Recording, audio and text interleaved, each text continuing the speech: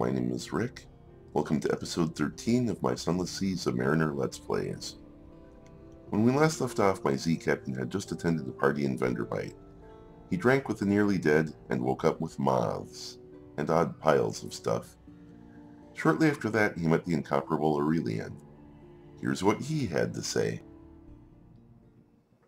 With a satisfied nod towards your ship, the Incomparable Aurelian slips the frost moth into a killing jar.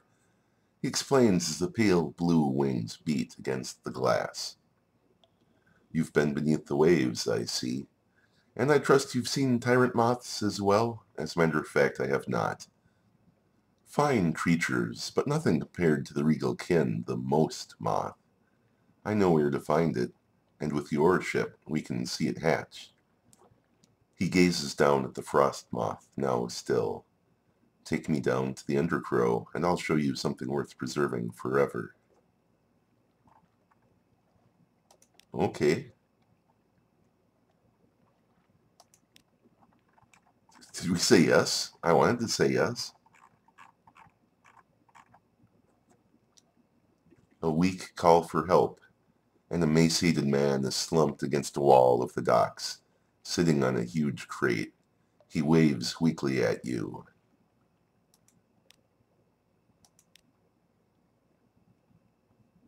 Oh, thank God, the dogged apprentice gasps. I don't know how long I've been here. It's been days, weeks since I ran out of money. I've got to get back to Rosegate, beneath the waves. His crate rumbles beneath him. Please help me. And if you had anything I could eat. You'll help him to get to Rosegate, but that's it. You can come on board, but your supplies are reserved for your crew. Or you'll not only take him to Rosegate, but you'll feed him too. He's clearly weak with hunger. You can spare a little sustenance. I'm doing that. I may be a sort of piratical Z-Captain. I may be fast with the cannon and slow to judge morally and a little morally dubious myself. But that doesn't mean I don't feed hungry people and I'm not mean to defenseless girls, for instance. My Z-Captain is strangely loyal to London. He's not above espionage. He's not above a little light kidnapping. But he's not mean to people who don't bother him or get in his way. In fact, he's nice to those. So I'm just trying to explain his motivation as to why he would feed a random person that he just picked up from his small stockpile of supplies on board the ship. I don't think I mentioned this before. The tomb colony of Venderbite. On deck, you can hear the sound that 1,000 bandaged dead make as they shuffle and cough. It's something like the world's most restless concert audience, or the world's most plague-ridden cathedral. I can't do a dusty glass of wine, but I can do Explore Venderbite. Here they favor candlelight over gaslight. The shadows are swagged like cobwebs. The tomb colonists stand still enough to be mistaken for sculpture, until they laugh or cough. One building in 3 seems abandoned. Alright, strange Z-beasts are serenading each other. An unorthodox technology. Sweeter scents draw you into a shop which sells candles. Lilac, lavender, honey. You fall into a discussion of their manufacture with the shopkeeper. Yes, she says, proudly displaying her missing arm. We render ourselves to good end. Oh, don't look like that. Our fats are of a finer quality than any other, and we grow tired of our bodies down here. I've gained a tale of terror and fragments. Yuck. I could have lived without that. Thanks, lady. I don't want to visit the... Well, okay, we'll check in with the first curator, only long enough to see if we have anything he wants, but I'm relatively certain that we do not. No, nothing. Goodbye. It's just a waste of time. Gather gossip. Who's plotting what out in the tomb colonies? Along the coasts of the Untersee, it's remarkably hard to die. The decrepit and nearly dead who leave London become tomb colonists and settle here in bandaged peace. But they don't give up their ties to home or their politics. You gather a haul of complex clues, enough to keep your contacts in London interested.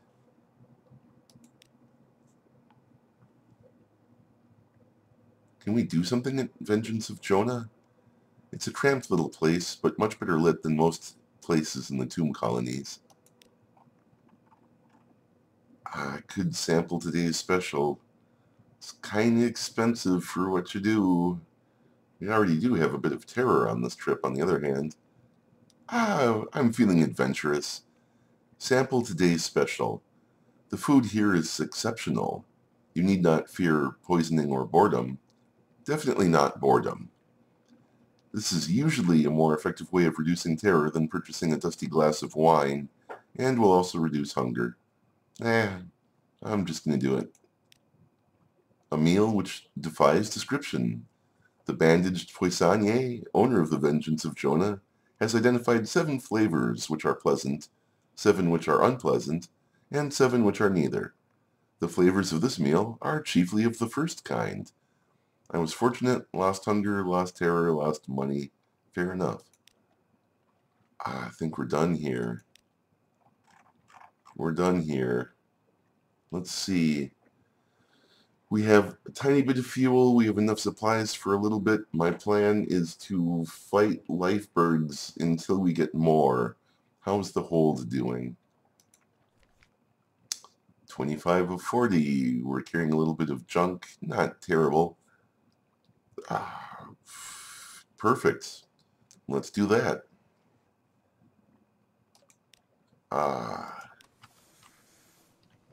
Don't really know what's out here.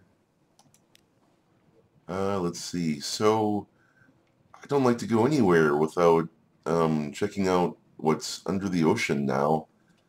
But already I'm kind of feeling the need for more fuel and supplies. So I'm hoping we find whatever we find.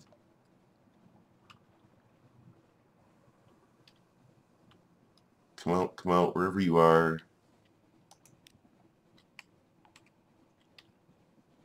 There's got to be something here, right? Oh, yay.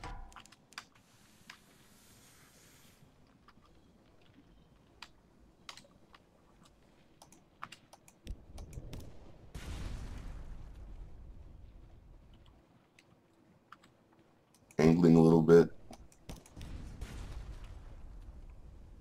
Don't want to run into those rocks.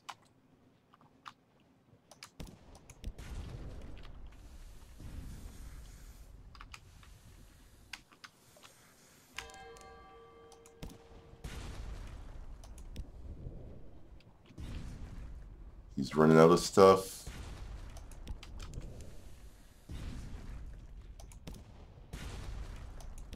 He can't possibly get us.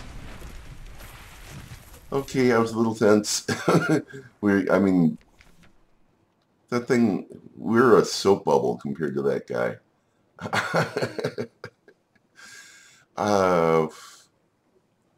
Concentrate on replenishing supplies. This was the plan all along. We would hunt 2 of these, and we'd burn some fuel and supplies doing it, but we'd more than make up for it. So, a very chancy challenge, but where mirrors are pretty good. You get a 45% chance of success.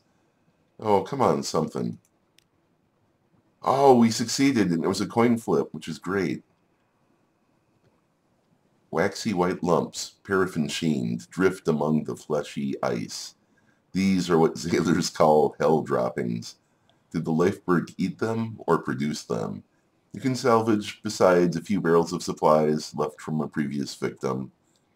We succeeded, we gained fuel, we gained actually a lot of supplies, which is not really what we needed, but it's expensive, so that's also generous and great, I guess. So, oh, hey, look. Oh no, we're in snow. Full reverse. Fire the guns. Can we go backwards fast enough? Lifeberg is retreating. Lifeberg is turning to attack. Fire. All cannons as fast as possible.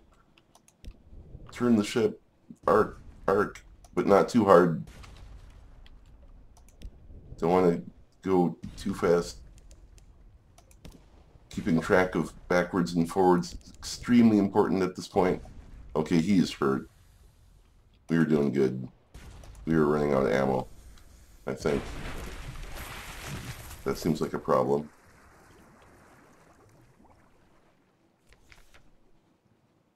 Okay, again, we burned fuel doing that.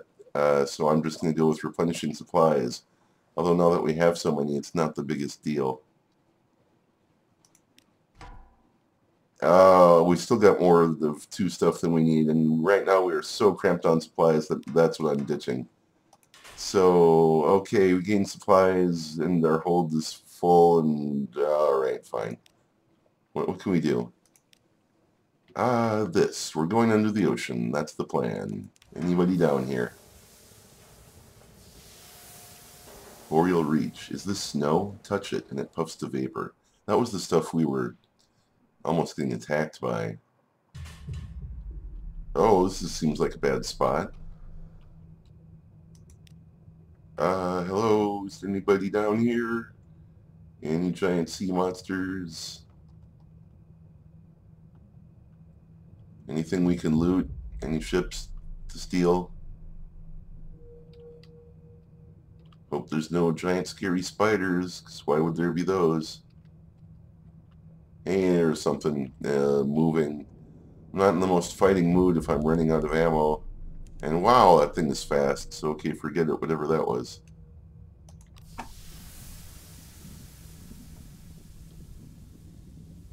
Where are we? How's our oxygen supply doing?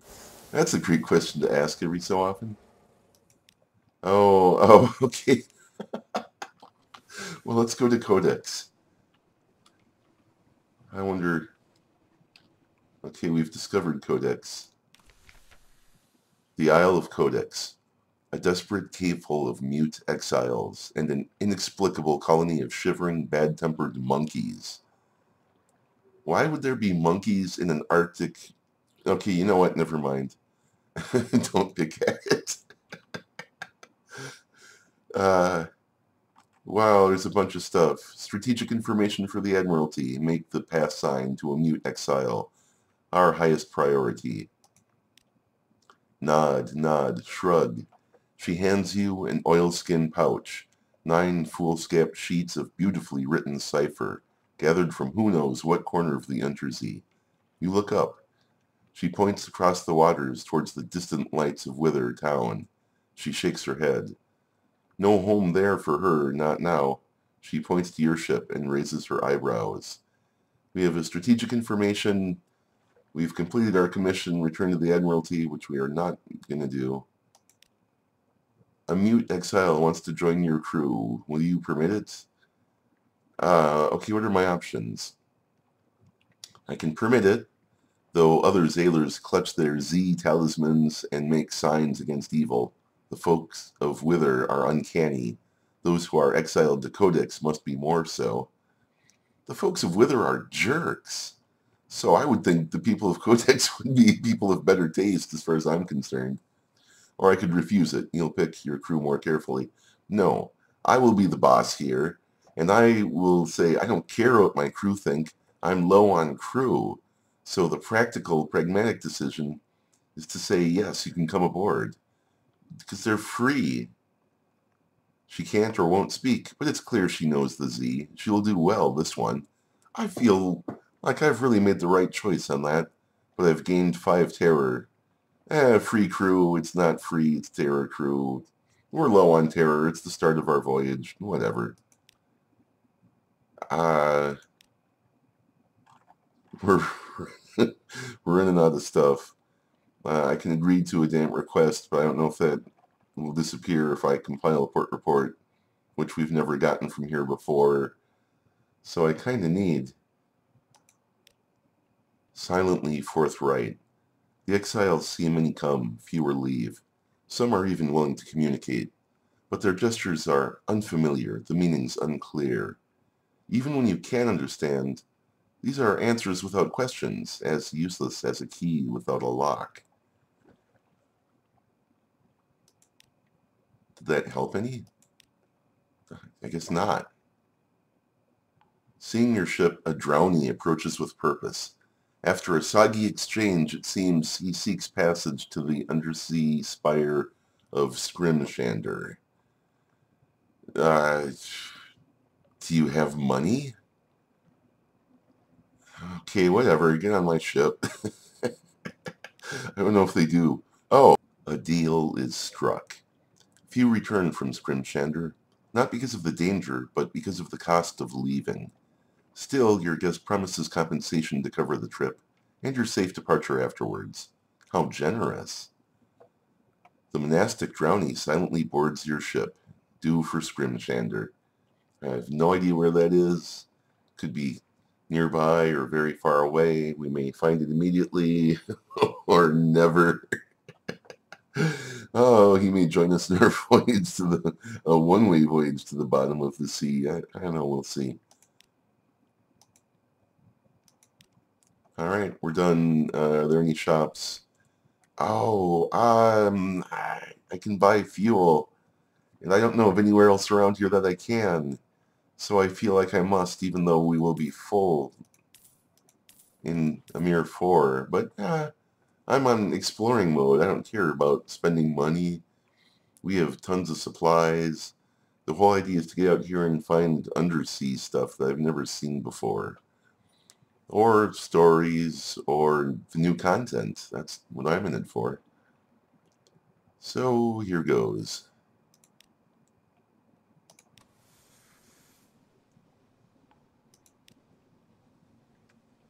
I'm gonna circle around. Seems like fun. Let's explore the map. Let's go to Wither just to get the port report. Unless something else jumps out at me. Oh, here's the thing about Frostfound. Vast and chilly. A fortress sieged by questions, answers, and riddles.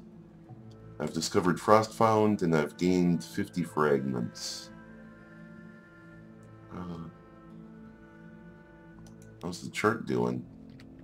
This is just the silliest... Oh, yeah. Discovered Cthulhu's range.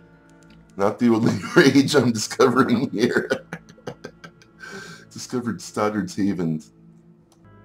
Frostfound. Towers and ramps and galleries and stairs of ice raised and spun like an architect's honey dream. I can engage an officer. No spider ever wove so complex a web. The towers are utterly pristine, untouched by human life, but a pitiable encampment squats by the dock.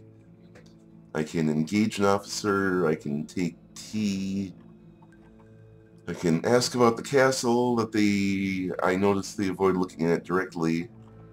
I can allow the sly navigator to examine the tower. I can create a port report. There's so much to do, I'm not entirely sure what to do. The